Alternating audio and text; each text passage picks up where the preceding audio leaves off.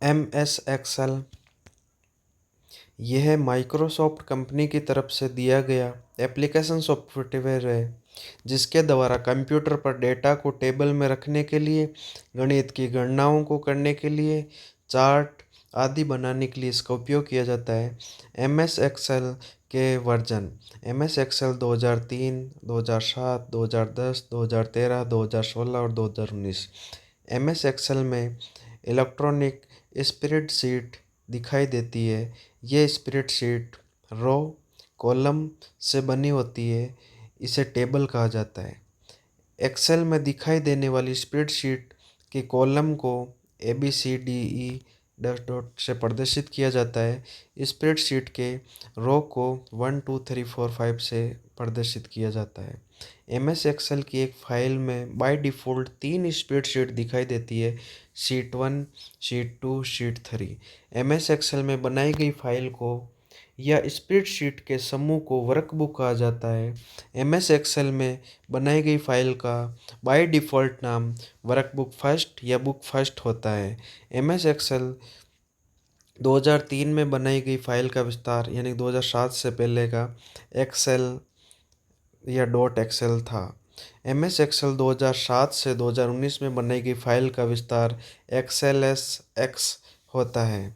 Cell spreadsheet पर रो और column से मिलकर बनाए गए भाग को सेल कहते हैं। और जैसे A1, A2, B1, B2, C1, C2, 3, 4, 5 कुछ भी ऐसे, ये तो इनके नाम हैं।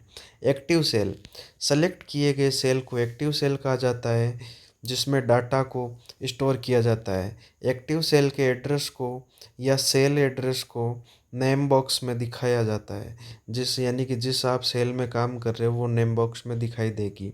एम एस एक्सेल 2003 में कुल रो यानी कि पंक्तियों की संख्या 65,536 थी और कॉलम की संख्या 256 थी।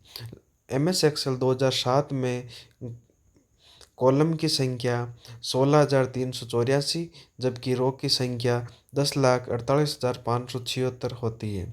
सेल में टाइप किया गया डाटा प्रायोगिक तौर पर फॉर्मूला बार में दिखाई देता है। ये इंपॉर्टेंट क्वेश्चन है, डायरेक्ट वन लाइनर ऐसे क्वेश्चन आते हैं। एम एस एक्सेल में गणित के कार्य करने के लिए फंक्शन या फॉर्मूला बार में लिखा जाता है। फॉर्मूला बार में फॉर्मूला या फंक्शन लगाने से पहले हमें इक्वल टू यानी कि बराबर का साइन लगाया जाता है। एलिगमेंट अरेंजमेंट ये दो प्रकार के होते हैं, इसमें एक हॉरिजॉन्टल और वर्टिकल। हॉरिजॉन्टल में आप राइट लेफ्ट सेंटर अलाइनमेंट का प्रयोग कर सकते हो और ऊर्ध्वाधर यानी वर्टेक्स में टॉप बॉटम मिडल सेंटर इस प्रकार से कर सकते हो। फॉन्ट टेक्स्ट स्टाइल यानी कि लिखने का तरीका कैसा है, बाय डिफ़ॉल्ट कैलिबर होता है इसमें भी। शॉर्ट या शॉर्टरिंग यानी कि डाटा को क्रमानुसार या तो घटते हुए क्रम में या बढ़ते हुए क्रम में व्यवस्थित करना शॉर्टरिंग कहलाता है। जैसे आरोही क्रम में तो आप 1 to 10 A to Z और अवरोही क्रम में 10 से घटते हुए क्रम में आप लिखोगे 1 तक और Z to A। फिल्टर यानी कि छांटना शीट पर उपस्थित डेटा को कॉलम के अनुसार डाटा को छांटना फिल्टर कहलाता है। सेल मर्ज क्या होता है, दो या दो से अधिक सेल को एक ही सेल में परिवर्तित करना सेल मर्ज कहलाता है। रैप टेक्स्ट क्या होता है, सेल में लिखे हुए टेक्स्ट को सेल में फिट करना रैप टेक्स्ट कहलाता है।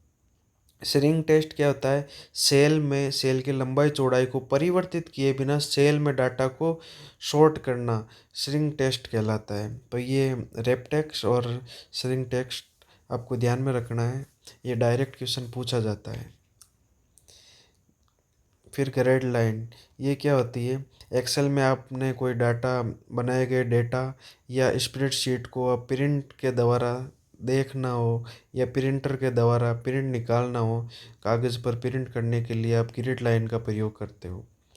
ऑपरेटर एक्सेल में 3 प्रकार के ऑपरेशन का यूज़ होता है, जैसे अर्थमेटिक में जोड़ बाकी, और ये स्टार जो बन रखा है गुणा का चिन्ह है, और ये भाग का चिन्ह आगे वाला। लॉजिकल में ग्रेटर देन, इक्वल और लेस देन ये होते हैं। टेक्स्ट में एंड और ये डॉलर टाइप का और फाई टाइप का। फंक्शन, एमएस एक्सेल में पहले से बने हुए फॉर्मूले को हम फंक्शन कहते हैं। जैसे मैथमेटिकल फंक्शन, सम हुआ, स्क्वायर रूट हुआ, सब्ट्रैक्ट हुआ। लॉजिकल फंक्शन, एंड और not, if. Text function, upper lower, count. और static function, maximum minimum average. Date and time function, now today. ऐसे ही finally financial function, look, refresh function, engineering function. Chart, यानी कि MS Excel में आप निम्न प्रकार के चार्ट बना सकते हो। लाइन चार्ट बना सकते हो, bar chart, column chart, pie chart, bubble chart. इस प्रकार ये चार्ट बना सकते हो। एमएस एक्सेल के फाइल से संबंधित आपको कमांड को ध्यान रखना है कि न्यू के लिए आप क्या करोगे, कंट्रोल एन का प्रयोग करेगा। ओपन के लिए कंट्रोल ओ का। सेव करना हो फाइल को तो कंट्रोल एस का। सेव एज के लिए कंट्रोल प्लस F12 का प्रयोग करोगे। प्रिंट के लिए कंट्रोल पी का प्रयोग करोगे। सेव एज का आपको इम्पोर्टेंट ध्यान रखना। सेल रेंज क्या होती है, एक सेल से अन्य सेल पर या अंतिम सेल को दर्शाने के लिए सेल रेंज का प्रयोग किया जाता है। सेल रेंज कॉलम के द्वारा बताया जाता है। ऐसे A1, ये जो भी ये कॉलन बोलते हैं इसको, जो अनुपात का साइन है इसको यहाँ पर हम कॉलन बोलेंगे। तो A1 colon A4।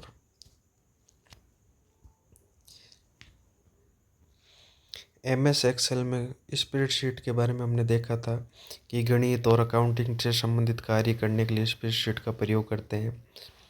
MS Excel इसी प्रकार के एक उदाहरण है। एक्सेल की फाइल को वर्कबुक कहा जाता है, ये भी देखा था। वर्कशीट में 2007 से पहले से शीट, ये वर्कशीट कितनी होती थी, 256 होती थी पुराने वर्जन में। और एक वर्कशीट में 65,536 रो और 256 कॉलम होते थे।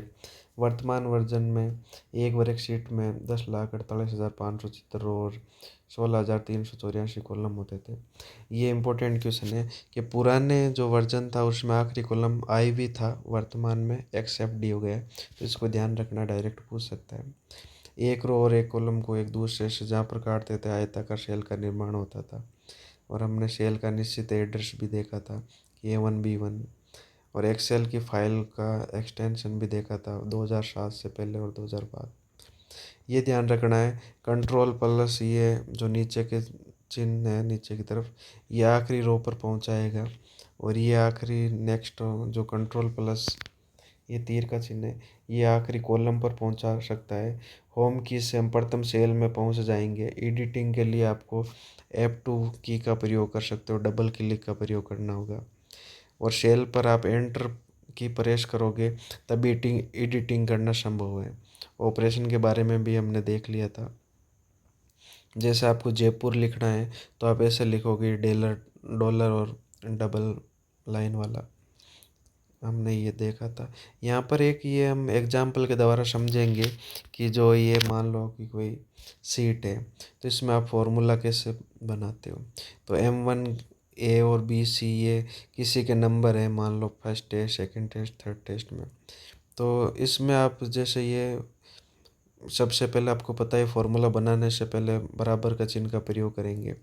और उपयुक्त वर्कशीट में हमें जैसे छात्रों के तीनों विषयों के नंबर टोटल करना है या परसेंटेज निकालना है, तो इसके लिए हम देखेंगे टोटल करना है यानी कि जोड़ करना है। तो हम क्या करेंगे, इन तीनों को टोटल निकालना हो तो टूल बार ऑटो सम का प्रयोग करेंगे और इसका फॉर्मूला हो जाएगा। यहाँ पर इक्वल टू का साइन सबसे पहले लगाना होता है, फिर इनको जोड़ के।